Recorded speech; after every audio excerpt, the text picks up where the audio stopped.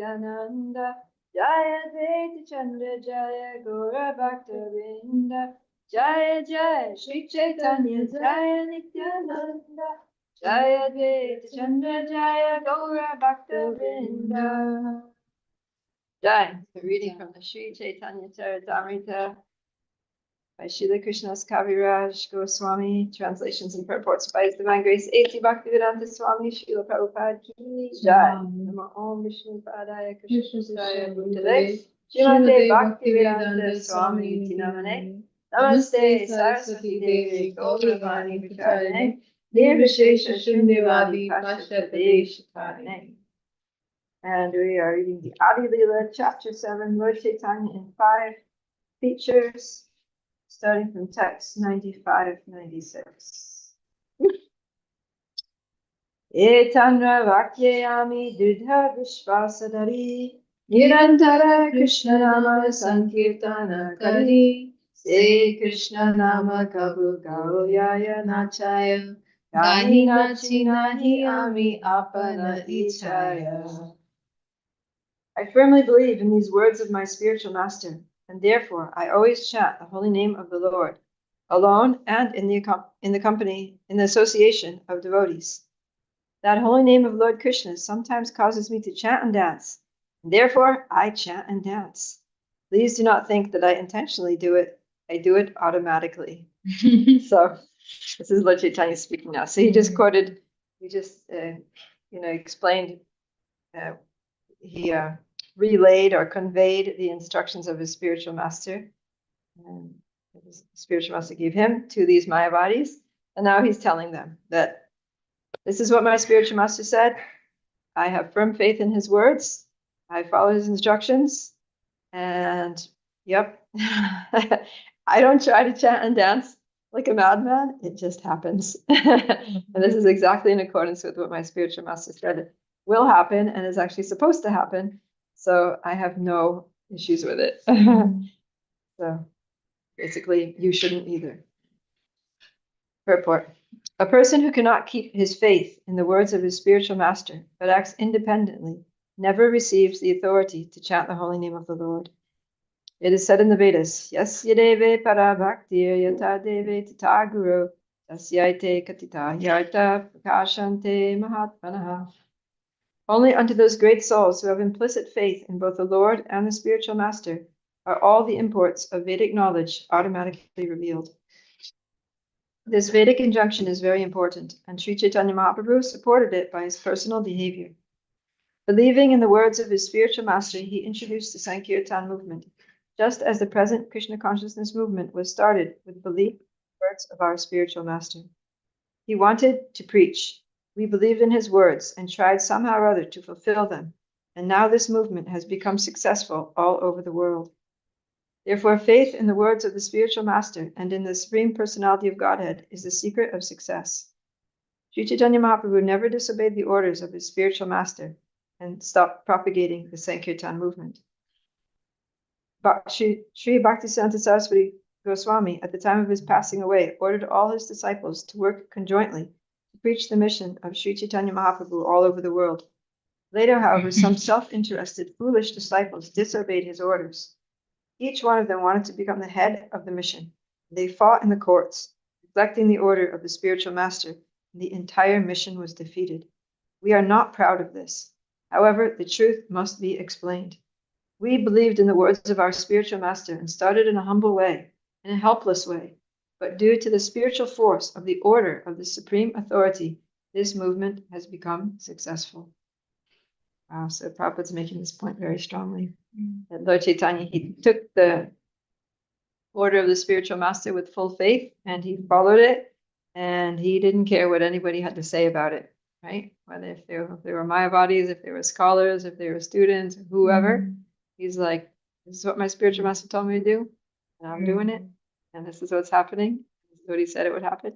And if you don't like it, I'm sorry. I'm not going to go against what my spiritual master said. So yeah, Prabhupada said, he gives himself as an example that he followed the instructions of his spiritual master, and even though he started off, humble and helpless, trying to spread Krishna consciousness in the English language in the West, but It turned out to be wonderful. Whereas his god brothers who disobeyed the order to have a GBC, basically, and decided to do their own thing, they all ended up just weak and separated and, yeah, kind of fizzled out. So yeah, I mean, they still have their little temples going on in Mayapur or wherever, but they're hardly doing any preaching. They're just kind of like chanting their rounds and paying the bills and taking prasadam. Okay, so it is to be understood that when Sri Chaitanya Mahaprabhu chanted and danced, he did so by the influence of the pleasure potency of the spiritual world. Wow, that's quite a statement. He did so by the influence of the pleasure potency of the spiritual world. In other words, yeah, he's saying that I don't try to chant and dance. I just do it automatically. So then one might ask, well, if you're not intending to chant and dance, then what is making you chant and dance? So Prabhupada is explaining, it's the influence of the pleasure potency of the spiritual world. The Lord's internal potency, his Vladini Shakti, is acting. Sometimes it's like that, right? Even sometimes we'll get really ecstatic doing something. Like you go to kirtan and you weren't maybe feeling very well and you weren't planning on dancing, but somehow or other you just start dancing and you can't stop dancing. You get more and more ecstatic. Go ahead, Pragati, what are you saying? Yeah, like pleasure potency of the spiritual world. So spiritual world also has a potential that was implied on Mahaprabhu. Like he was influenced by that. Yeah, that's what Prabhupada is saying. Yeah, because also Lord Chaitanya is Krishna in the mood of Srimati Radharani. So Srimati Radharani is the Hladini, is the pleasure potency of the Lord. So because he's in the mood of Radharani, then he's going to, of course, be heavily influenced by that internal Hladini Shakti of the spiritual world. So that's why Lord Chaitanya was so ecstatic. Whatever he was doing, he was like doing it in ecstasy. So continuing here. Sri Chaitanya Mahaprabhu never considered the holy name of the Lord to be a material vibration, nor does any pure devotee mistake the chanting of the Hare Krishna Mahamantra to be a material musical manifestation. Lord Chaitanya never tried to be the master of the holy name. Rather, he taught us how to be servants of the holy name. If one chants the holy name of the Lord just to make a show, not knowing the secret of success, he may increase his bile secretion, but he will never attain perfection in chanting the holy name. Sri Chaitanya Mahaprabhu presented himself in this way. I am a great fool and do not have knowledge of right and wrong. In order to understand the real meaning of the Vedanta Sutra, I never followed the explanation of the Shankar Sampradaya or Mayavad sannyasis. I'm very much afraid of the illogical arguments of the Mayavadi philosophers. Therefore, I think I have no authority regarding their explanations of the Vedanta Sutra. I firmly believe that simply chanting the holy name of the Lord, simply chanting the holy name of the Lord can remove all misconceptions of the material world. I believe that simply chanting the holy name of the Lord, one can attain the shelter of the lotus feet of the Lord. In this age of quarrel and disagreement, chanting of the holy names is the only way to liberation from the material clutches. So, yeah, I like this point. He says we have to chant as in the mode of servants of the holy name and not trying to be the master of the holy name. What do you think that means? What's the difference of chanting in the mood of being the master? Like, what does that look like to chant in the mood of being the master of the holy name or the servant of the holy name? Servant, I could think that we are it is our service to Sri Radha and Krishna, like as a mode of servant, that we are not chanting for our any material gain, but we are just chanting as a servant of you, as a service to you. But as a master, I don't know. Reminds me of the japa affirmation. I chant to please Radha and Krishna, not to gain anything material. Yeah. It's like if you're chanting in a service mood, then it's like, yeah, I'm doing this to please. I'm serving the holy name. I want to please Krishna. I want to please the holy name, who is Krishna and Radha. I'm chanting to please them. So then you want to chant in a pleasing mood, right? Devotion, attention, humbleness. But then, okay, so then what do you think it means to be that master of the holy name? You must have thoughts on that. Or Kaiti has a thought. What? As a master, can we think like that? Okay, I am chanting by my own endeavor, or like being the owner. The honor. Yeah, like This, it's all on it. There is no Krishna present, and it's all because I want this, and yeah. if I do this, I will gain this. Yeah, like that. That's what I was thinking. Like, if I'm the master, then the holy name is my servant, right? Then holy name becomes my order supplier. Like you do my bidding. So we're Mm. chanting with the mood of, all right, holy name, please give me this thing that I want. Please let this work out the way I want. Please, even like purify me, or please whatever, just like yeah, just using the holy name as our servant to do whatever we want it to do, rather than like I'm here to serve you and I'm chanting this to make you happy.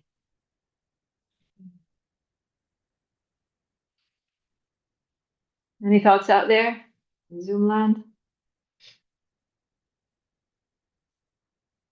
Well, didn't I think I heard once that like we're not supposed to like put any like interpretation on the holy name, I think I heard once like that some devotees would like try to like imagine Radha and Krishna's pastimes, but Yamuna Devi gave an explanation like of how to chant, and she said all you have to do is meditate on the sound vibration.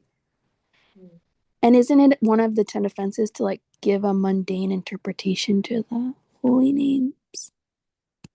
Yeah, but how would that come under? Well, I guess, yeah, you're thinking yourself the master of the holy name, that you can basically just make it into whatever you want it to, right? Like, yeah, that whatever we want it to be, we just make it into that.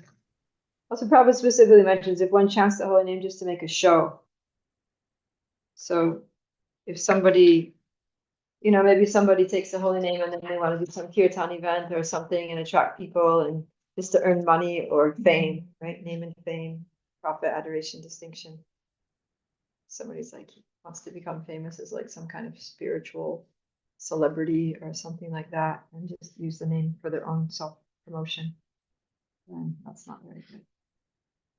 So if somebody has that attitude, then Prabhupada says he may increase his bile secretion. What does that mean? Bile juice in the stomach. Yeah. Like the nectar of devotion is the, or excuse me, the nectar of instruction is the verse about Rupa Goswami says that avidya is like jaundice, which is like the increase of bile. So it like it's like illusioning you more. Your material disease is like getting worse. Yeah, that's very philosophical. I was taking it like literally, like maybe because bile is one of the digestive juices. In other words, he might get some exercise, from singing and dancing, jumping up and down in kirtan, and it might be good for his physical health or digestion or ego or something. But yeah, that's also a good take on it. That too much bile causes jaundice, and then jaundice makes that we no longer have a taste for chanting the holy name. So if we chant for the wrong reason, then Krishna might make that we stop chanting because we lose our taste for chanting. Okay, good. So continuing his purport. Let's go. By chanting the holy name, Lord Chaitanya continued, I became almost mad. However, after inquiring from my spiritual master, I have come to the conclusion that instead of striving for achievement in the four principles of religiosity, dharma, economic development, artha, sense gratification, karma, and liberation, moksha, it is better if somehow or other one develops transcendental love of Godhead. That is the greatest success in life. One who has attained love of Godhead chants and dances by his nature, not caring for the public. This stage of life is known as Bhagavat Jivana, or the life of a devotee. Sri Chaitanya Mahaprabhu continued, I never chanted and danced to make an artificial show. I dance and chant because I firmly believe in the words of my spiritual master. Although the Mayavadi philosophers do not like this chanting and dancing, I nevertheless perform it on the strength of his words. Therefore, it is to be concluded that I deserve very little credit for these activities of chanting and dancing, for they are being done automatically by the grace of the Supreme Personality of Godhead.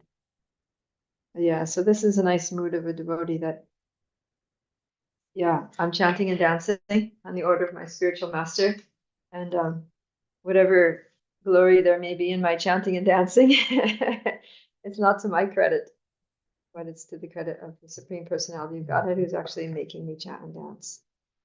Right? So like whatever we're doing, whether we're leading kirtan or cooking or distributing books or giving a class or writing a book or making a flower decoration or Listening to class. listening to a class, whatever we're doing, if we're doing it with absorption and, with, with some spiritual attraction, like when you're doing something, you're really kind of like locked in, you're like in the zone, you're like really feeling very inspired by what you're doing, then that's Krishna. It's not, we can't make that happen. You know what I mean? Like, yeah, if you're doing whatever you're doing, whatever service you're doing, if you're like really into it and really ecstatic doing it and just like very absorbed, that's Krishna's mercy. And then whatever good thing, because when you get like that, then people get inspired. When you're kind of like just doing some, sort of half energy, or you're just doing something kind of mechanically or out of duty, you didn't really put your heart into it, you're just like whatever, doing something, then one, you don't feel that happy. Two, others aren't inspired by it either. They're just like, well, it's like, okay, all right. You made a couple of logical points there, but whereas somebody's like doing something really into it, then everybody's like, whoa, they get swept up. They get swept up in that energy because it's the internal energy of the Lord. The internal energy is always stronger than the external energy. So it can basically sweep people out of Maya. External energy means Maya. Internal energy means Vladini Shakti. Right? So when you're feeling that pleasure, transcendental pleasure of devotional service, when you're like feeling that Vladini Shakti, happiness, ecstasy, and Krishna consciousness, then, and when you contact other people while you're in that mood of Vladini, while you're under that influence of Vladini Shakti, you can actually like sweep people out of Maya. So that's how it works. When a devotee's like super ecstatic in kirtan, everybody gets ecstatic in kirtan. When somebody's like really fired up in book distribution, people who are like normally in Maya, they're like, oh my God, yeah, I need these books. Right?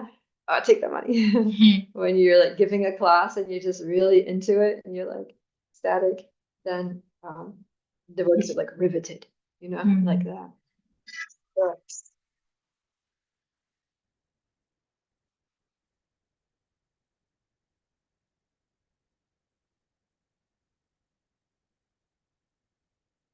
good stuff. Huh? He knows I'm giving class now. I did class this time.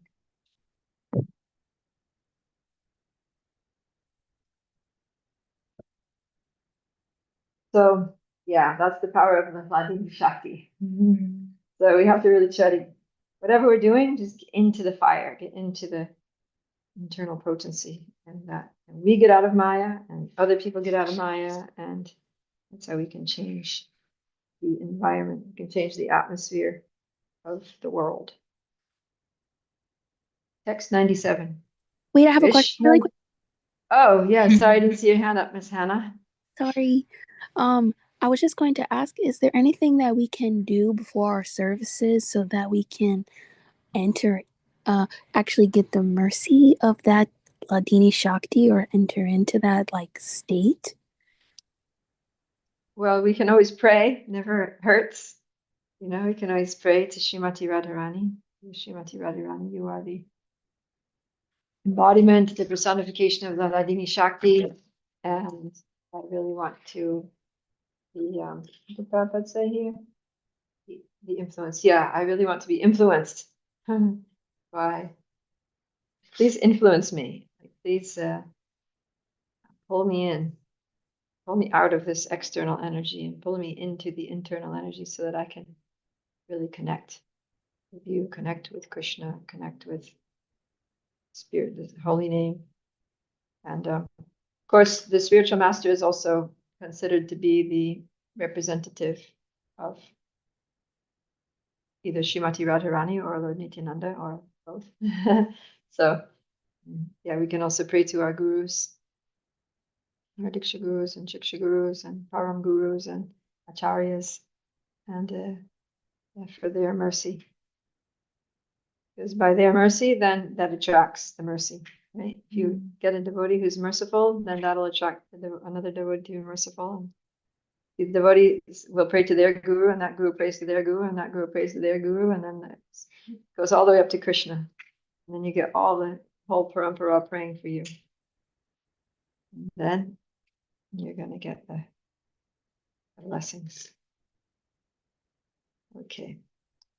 Krishna name ye ananda sindhu asvadana Brahmananda tare age kato daka sama. Compared to the ocean of transcendental bliss that one tastes by chanting the Hare Krishna mantra, the pleasure derived from impersonal Brahman realization, Brahmanda, is like the shallow water in a canal. Purport. In the Bhakti Rasamrit Sindhu 1:138, it is stated, if Brahmanda, the transcendental bliss derived from understanding impersonal Brahman, were multiplied a million times, such a quantity of Brahmand could not compare with even an atomic portion of the pleasure relished in pure devotional service. So when I was giving a class about Akrura going to Vrindavan to go and bring Krishna to Mathura. And then yeah, at the end of the class we were having a nice discussion about, somebody else, why does Krishna because we read a description from another text. I think it was the Caritamrita or something. Because when Akrura went there, there's a verse, Krishna asks, Akrura, how's everyone doing? How's the family doing in Mathura?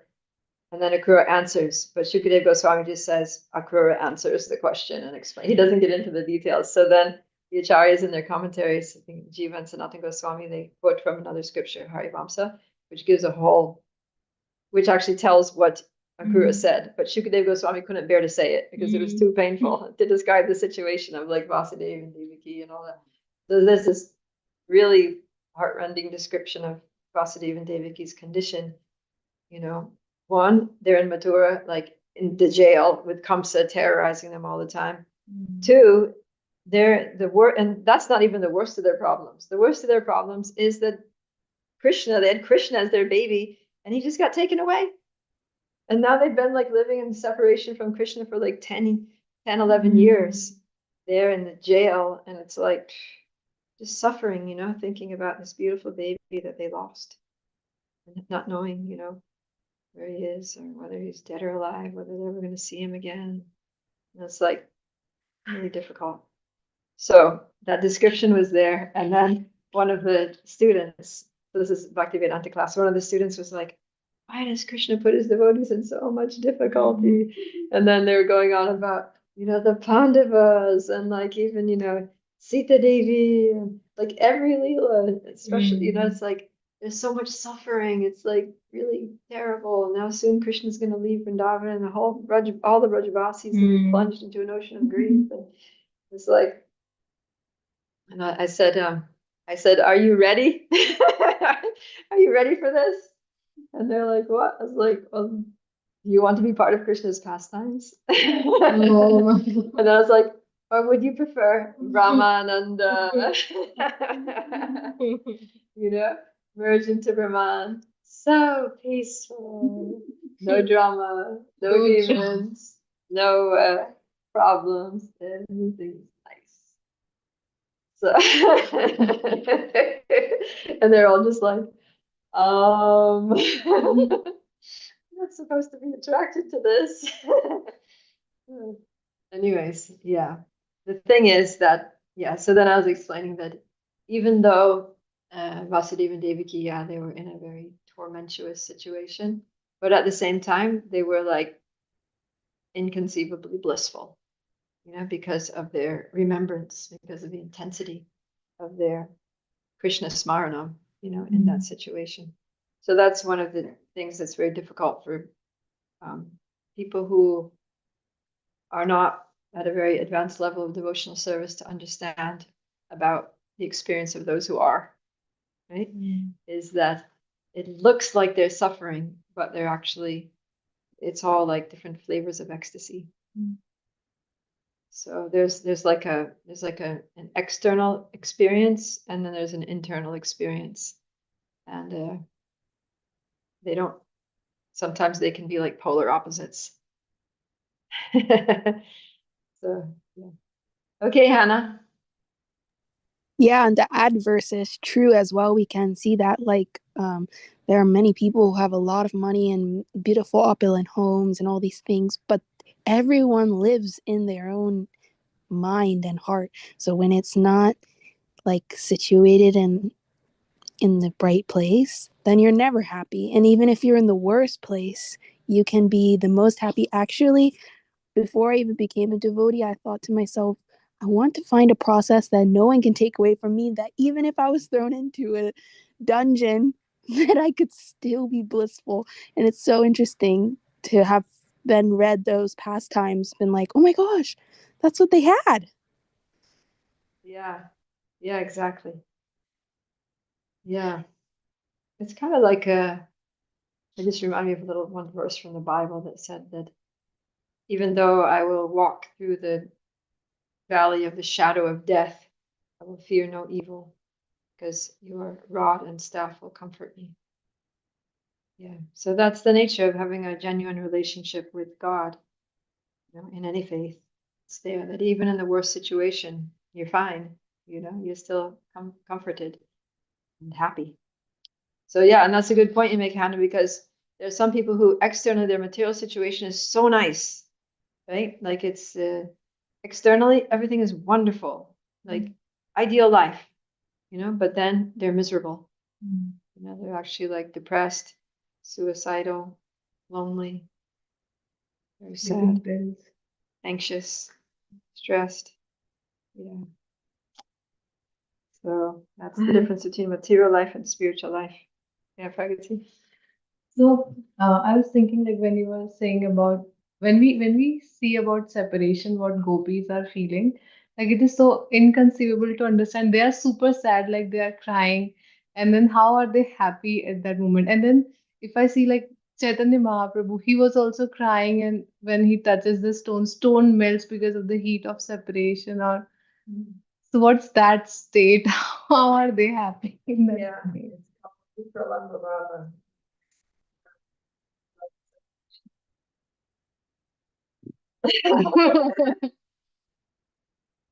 hard for us to understand, right? Yeah, like they are crying so much, they're in so much separation.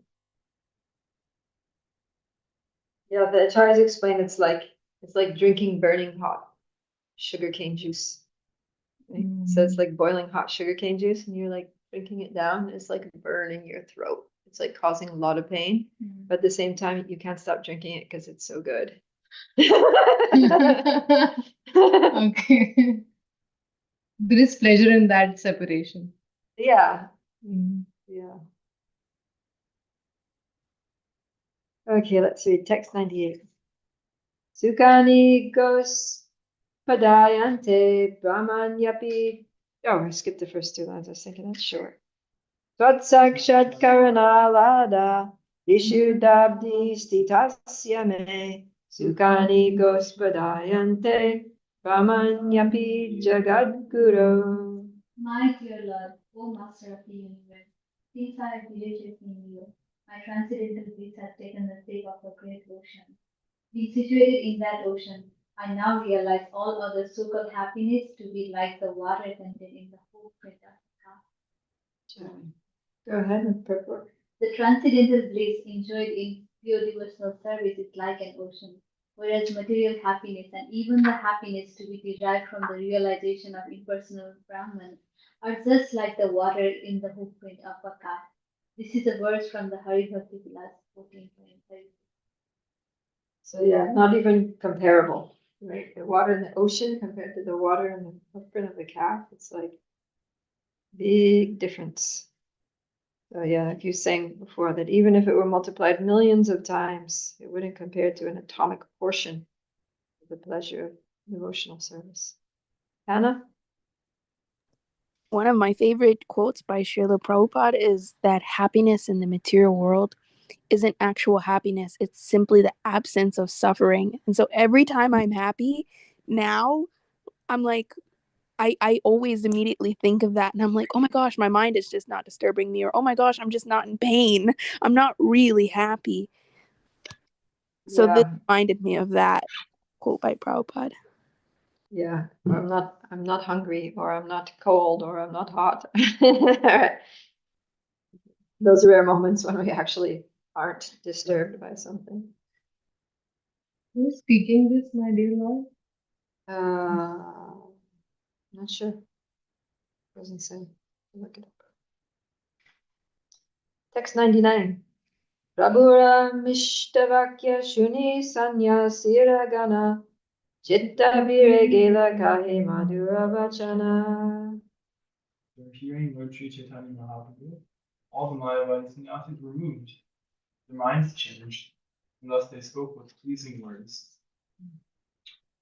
Read the whole purport. Yeah.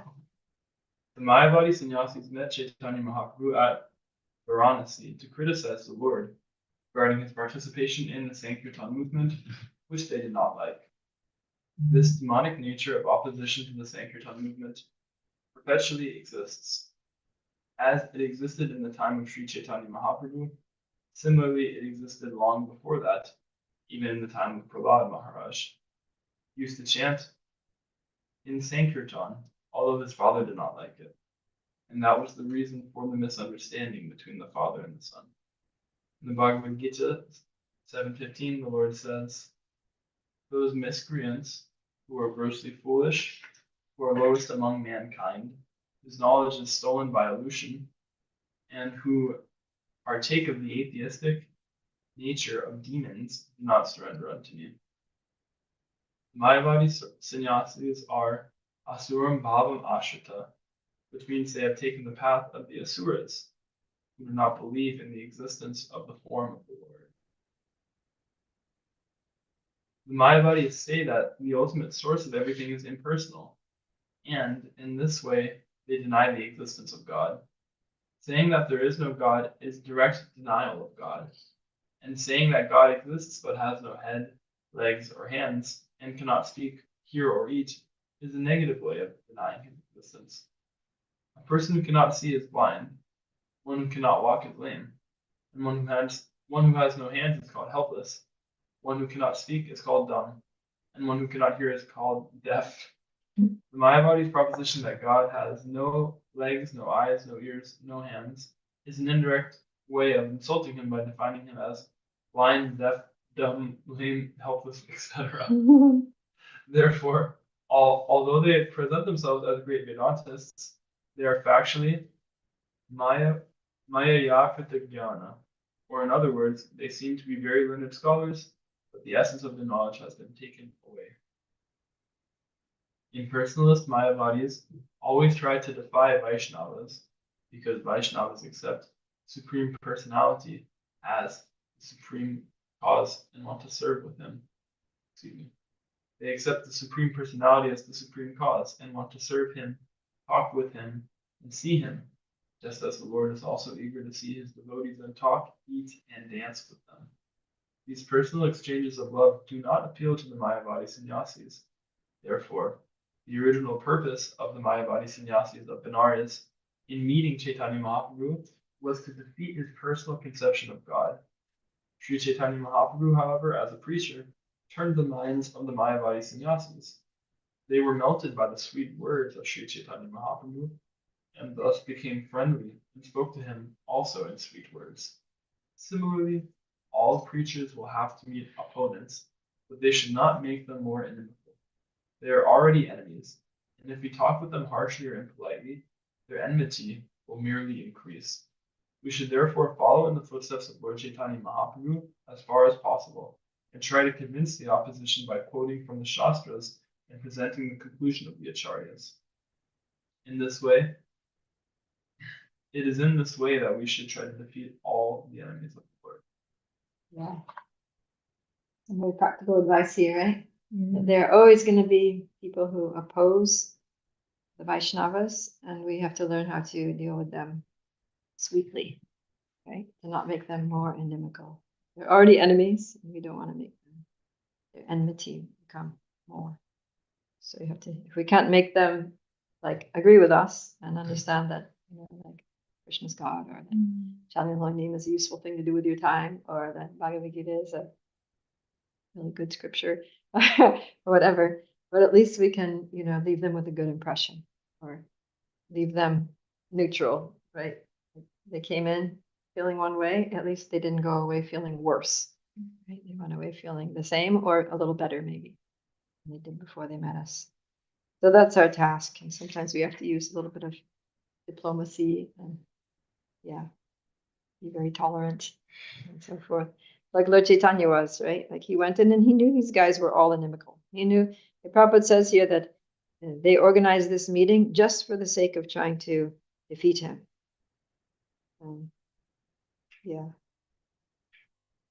Just to defeat his personal conception of God. But Lord Chaitanya went anyway, and he went there and he sat down next to the shoes, and then he turned up his effulgence, and like, oh my God, this guy's something special. And then they decided to listen to him. But they did challenge him, right?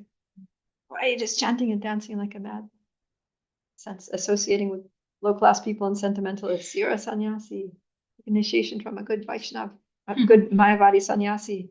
You should be studying Vedanta with us. Why don't you join us? Why do you avoid us? Why don't you eat with us? Why don't you talk with us? So then Lord Chaitanya is like, okay, I'll talk. I'll explain. Explains. Okay.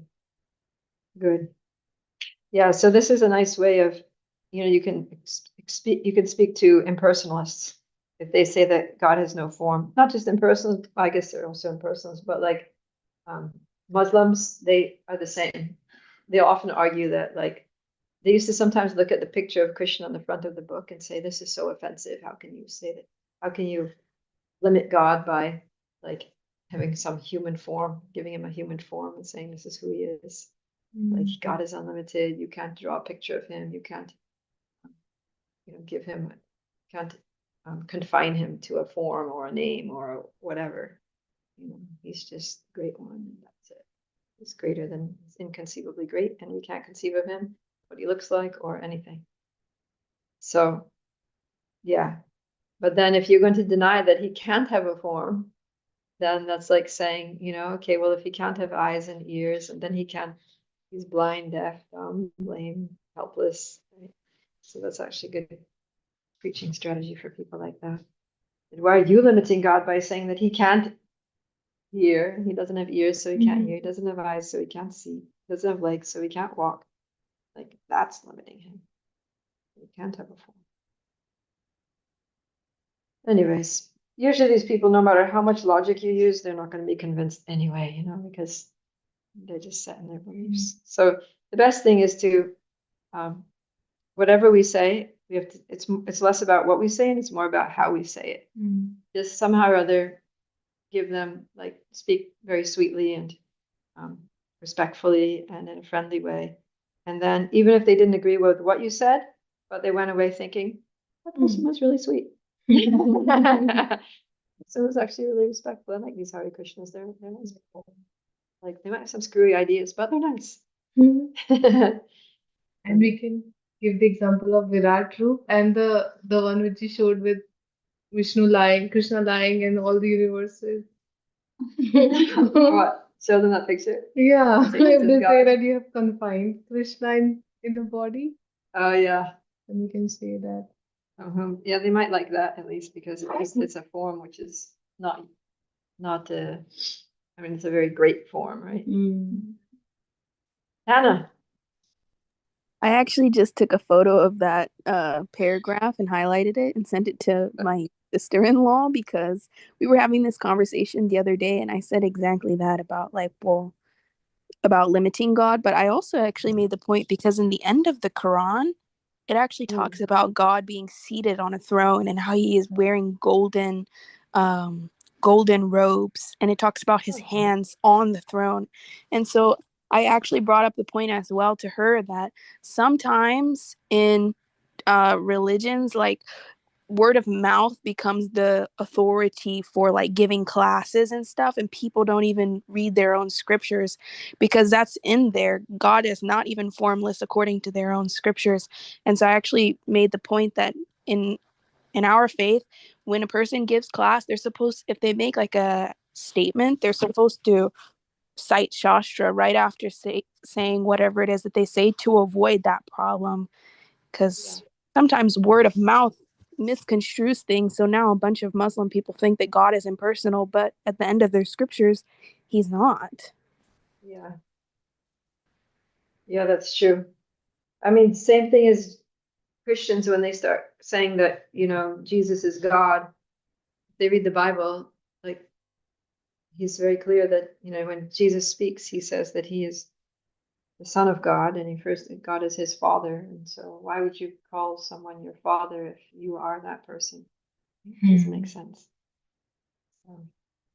Yeah, people need to read their scriptures. Good point. Text 100. Like us. We're trying.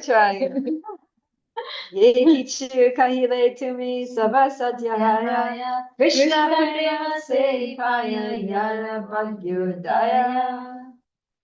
Rich. Hare Krishna Prabhupada Priya. One moment, please. Dear Sri Chaitanya Mahaprabhu, what you have said is all true. Only one who is favored by fortune attains love of Godhead. Purport. One who is actually very fortunate can begin Krishna consciousness, as stated by Chaitanya Mahaprabhu to Srila Rupa Goswami. There are millions of living entities who have become conditioned by the laws of material nature, and they are wandering throughout the planetary systems of this universe in different bodily forms. Among them, one who is fortunate meets a bona fide spiritual master by the grace of Krishna and comes to understand the meaning of devotional service. By discharging devotional service under the direction of the bona fide spiritual master or acharya, he develops love of Godhead. One whose love of Godhead, Krishna Prema, is awakened and who thus becomes a devotee of the inconceivable Supreme Personality of Godhead is to be considered extremely fortunate.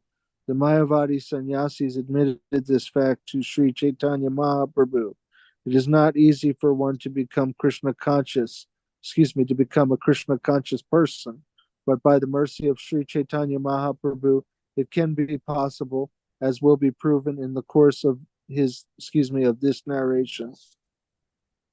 So this ecstatic verse is actually spoken by the Mayavadis, the leader of the Mayavadis, I'm guessing Kashananda Saraswati, that, he's agreeing. Only one who is favored by fortune attains love, Godhead. Krishna Bhakti Kara Ihaya Sabara Santosha Vedanta Shunakene Taraki Badosha. Hannah? Yes, sir. There is no objection to your being a great devotee of Lord Krishna. Everyone is satisfied with this. But why do you avoid discussion on the Vedanta Sutra? What is the fault in it? Purport.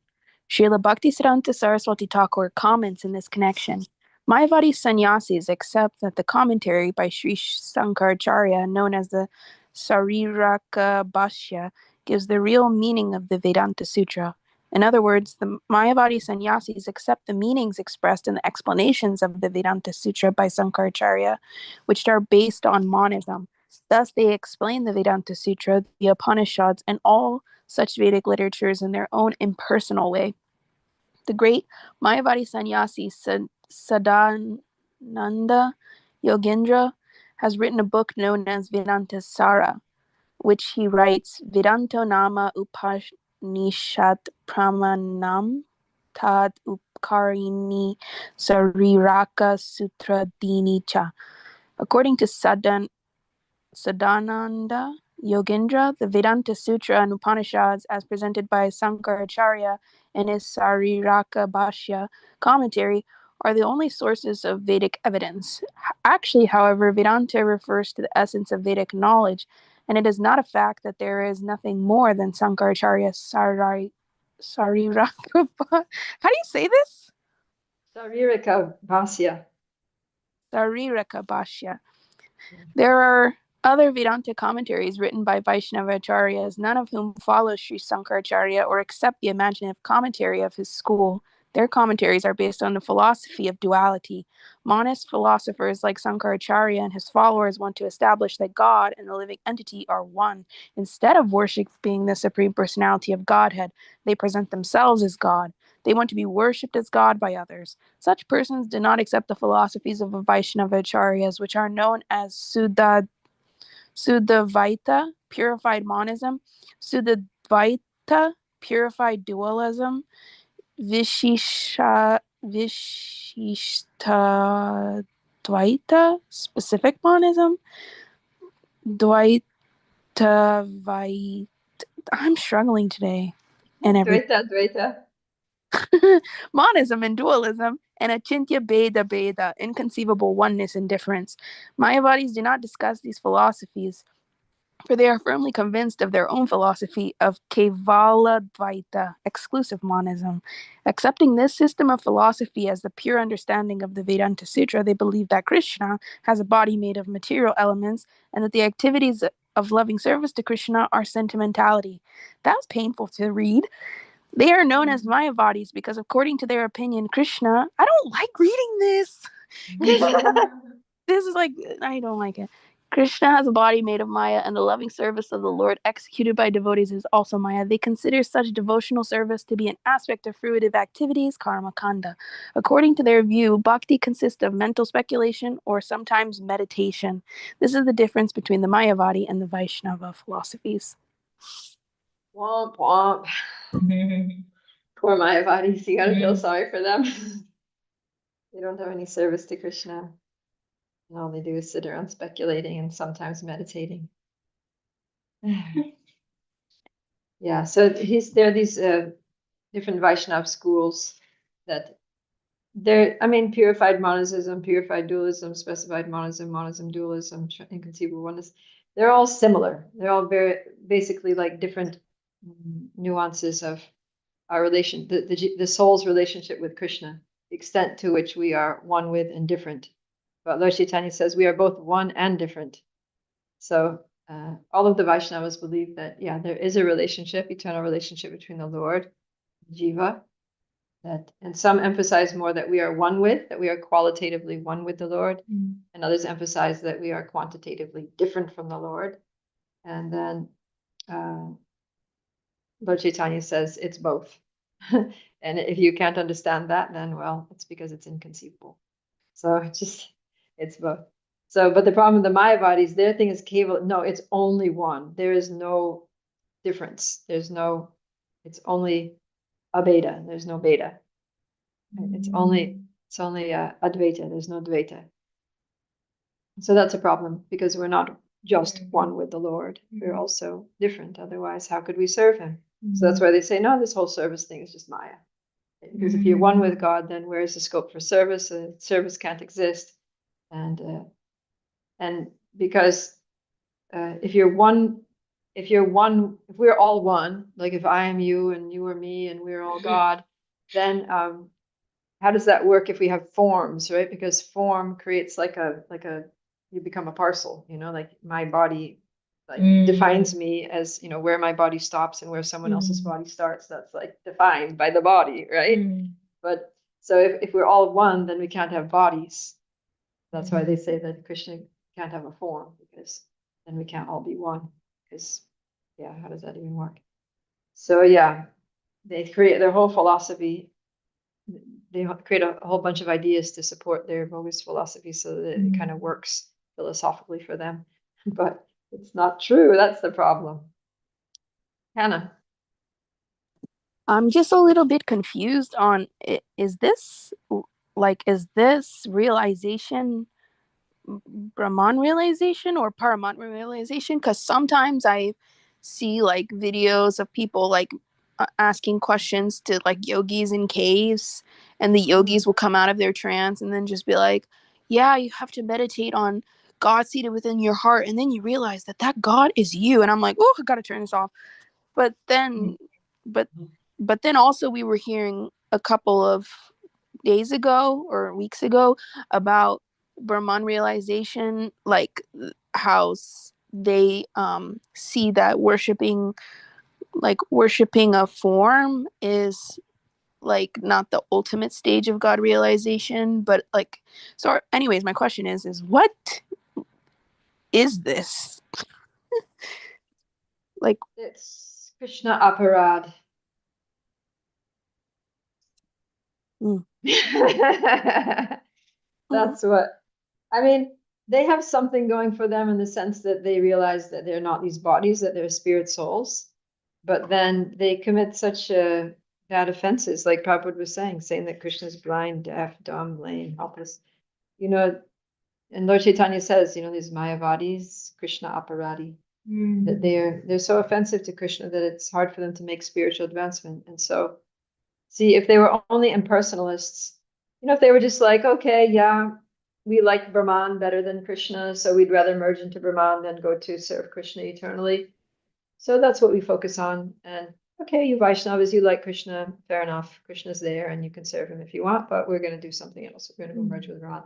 So that's basically the Brahmavadis. And that's okay. Like, okay, you can go to Brahman. You can't stay there forever because it doesn't work with the eternal constitutional nature of the soul.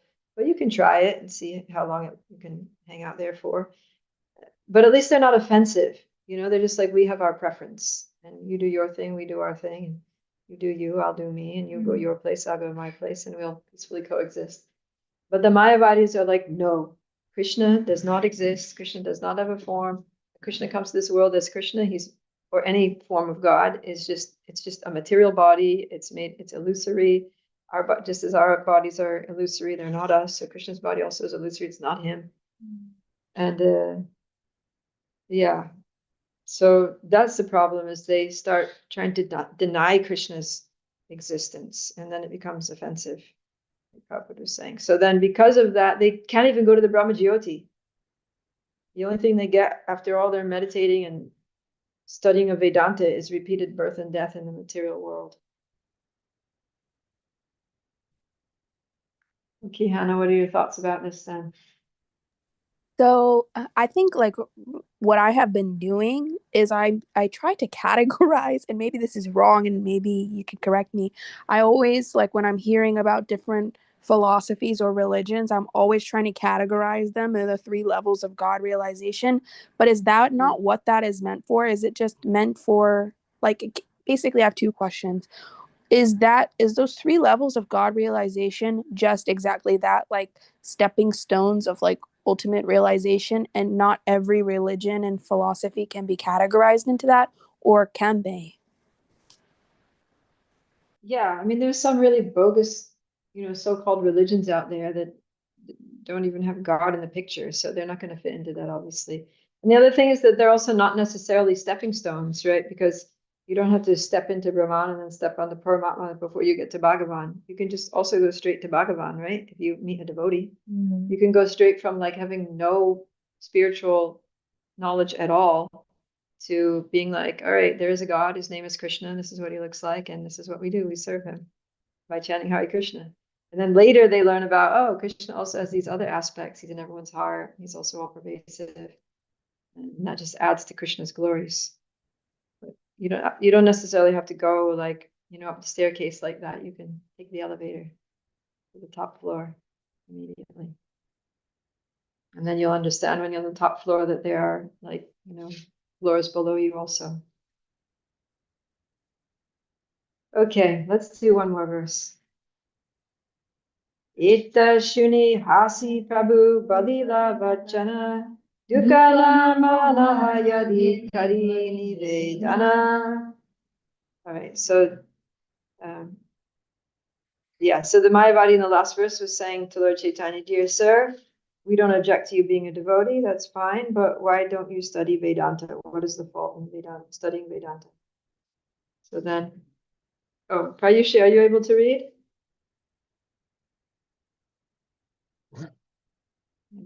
Yes, Mataji, but I lost the track. Like, which verse we are on?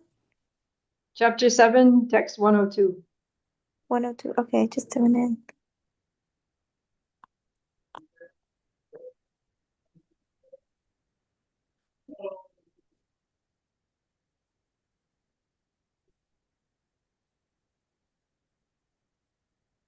Okay, I'll just start reading. After hearing the Mayavadi sannyasis speak in that way, Lord Chaitanya Mahaprabhu smiled slightly and said, "My dear sirs, if you don't mind, I can say something to you regarding Vedanta philosophy."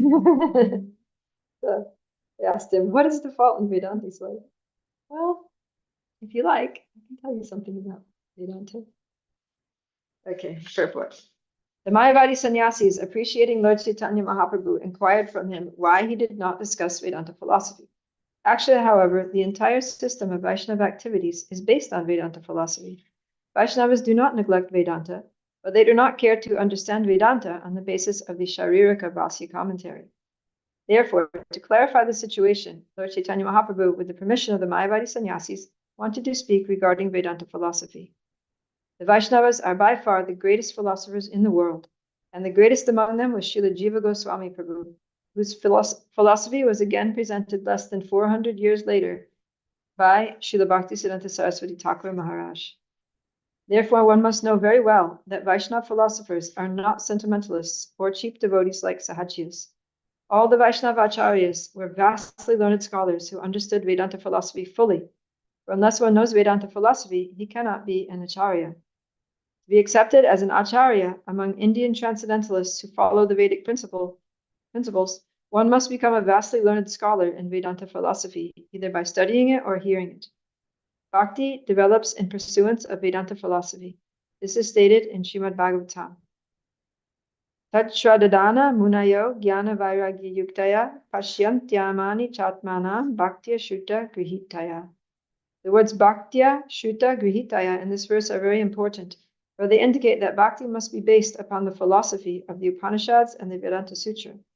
Srila Rupa Goswami said, Shruti Smriti Puranadi Pancharatra Vidim Vina Ahaituki Harer Bhaktir Utpataya Vikalpate. Devotional service performed without reference to the Vedas, Puranas, Pancharatras, etc., must be considered sentimentalism, and it causes nothing but disturbance to society. There are different grades of Vaishnavas, Kanishta Adhikari, Madhyama Adhikari, and Uttama Adhikari. But to be a Madhyama Adhikari preacher, one must be a learned scholar in the Vedanta Sutra and other Vedic literatures, because when Bhakti Yoga develops on the basis of Vedanta philosophy, it is factual and steady. In this connection, we may quote the translation and purport of the verse mentioned above. Again, 1, 2, 2. Oh, then he has, wow, that's interesting. Wow, he throws the whole thing in here. Oh, let's read it then. It's fun. That's interesting. I've never seen this before, actually. I must have seen it. I just forgot that I saw it. The seriously inquisitive student or sage, well equipped with knowledge and detachment, realizes that absolute truth by rendering devotional service in terms of what he has heard from the Vedanta Shruti. Wow, so this is right from Shukadeva Goswami or Sutta Goswami. Purport. The absolute truth is realized in full by the process of devotional service to the Lord, Vasudeva, or the personality of Godhead, who is the full-fledged absolute truth. Brahman is his transcendental bodily effulgence, and Paramatma is his partial representation. As such, Brahman or Paramatma realization of the absolute truth is but a partial realization. There are 4 different types of human beings: the karmis, the jnanis, the yogis, and the devotees. Karmis are materialistic, whereas the other 3 are transcendental. The first-class transcendentalists are the devotees who have realized the Supreme Person. Second-class transcendentalists are those who have partially realized the plenary portion of the Absolute Person. It's the Paramatma. And the third-class transcendentalists are those who have barely realized the spiritual focus of the Absolute Person. Brahman. As stated in the Bhagavad Gita and other Vedic literatures, the Supreme Person is realized by devotional service, which is backed by full knowledge and detachment from material association. We have already discussed the point that devotional service is followed by knowledge and detachment from material association. As Brahman and Paramatma realization are imperfect realization of the absolute truth, so the means of realizing Brahman and Paramatma, that is, the paths of jnana and yoga, are also imperfect means of realizing the absolute truth.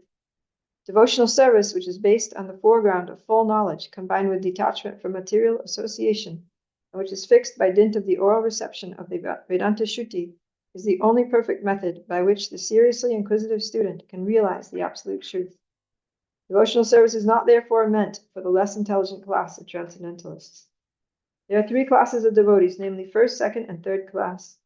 The third class devotees, or the neophytes, who have no knowledge and are not detached from material association, but who are simply attracted by the preliminary process of worshipping the deity in the temple, are called material devotees. Material devotees are more attached to material benefit than transcendental profit. Therefore, one has to make definite progress from the position of material devotional service to the second class devotional position.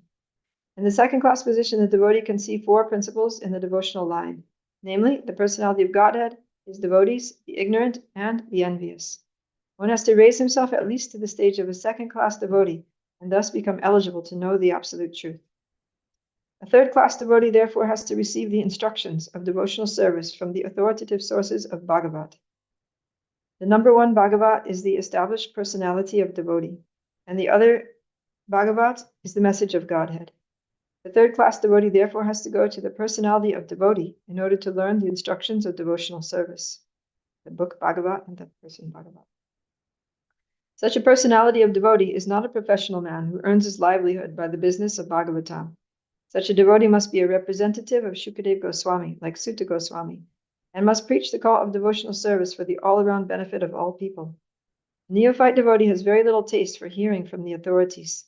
Such a neophyte devotee makes a show of hearing from the professional man to satisfy his senses.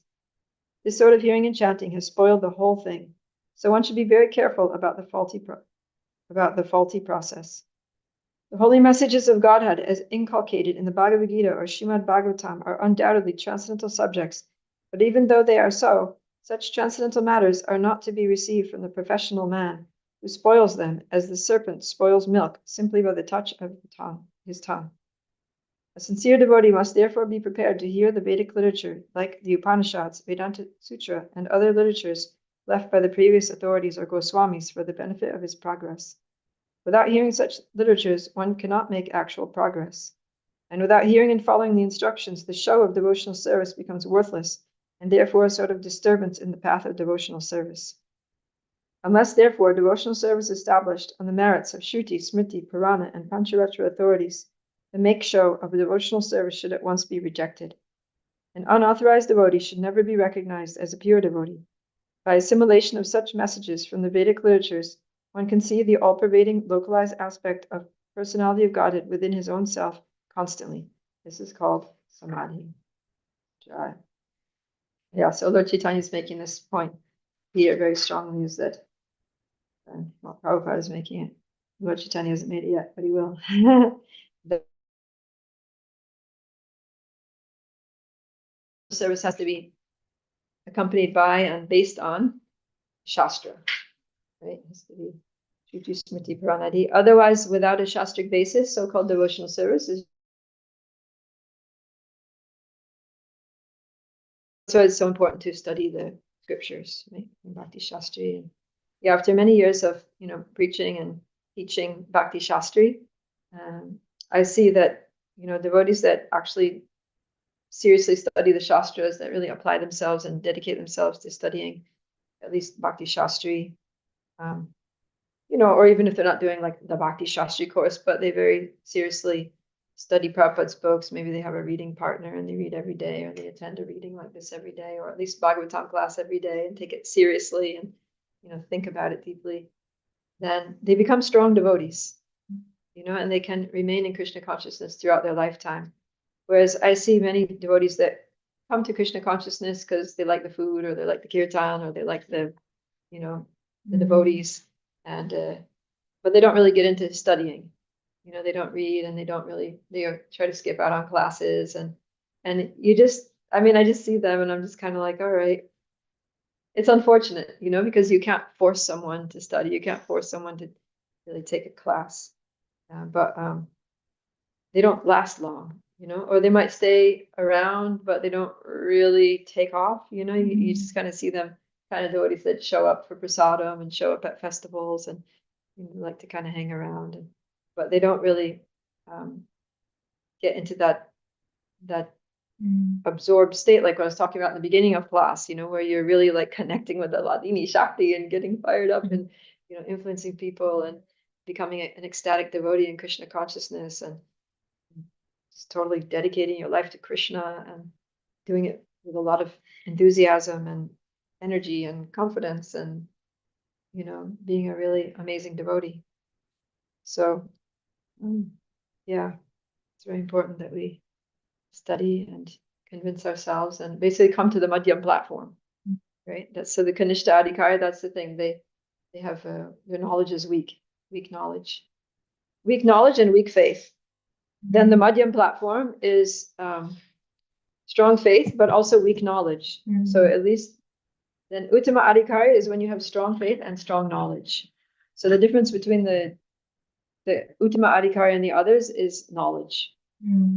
So if you really want to be, you know, first class devotee, that's what Uttama means, the best devotee. If we want to be like first class devotee, then we have to have the knowledge. We have to study the Shastras. Of course, you know, I mean, if you're a really serious and sincere person, you may not be a scholar, a person that likes to read, but, you know, by your sincere service and your dedication and your love for Krishna and devotees, then Krishna can give you knowledge from within the heart.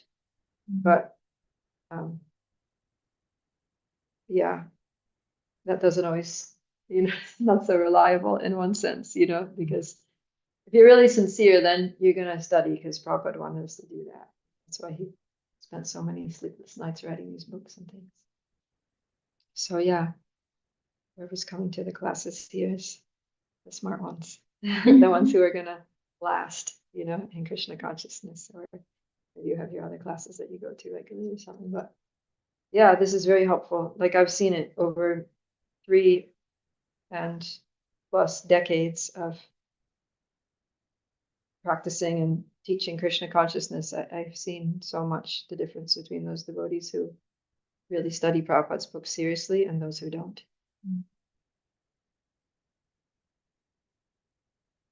All right.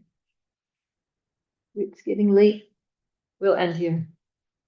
Shri Caitanya Charitamrita ki jai. Srila Krishnadas Kaviraj Goswami ki jai. Srila Prabhupada ki jai.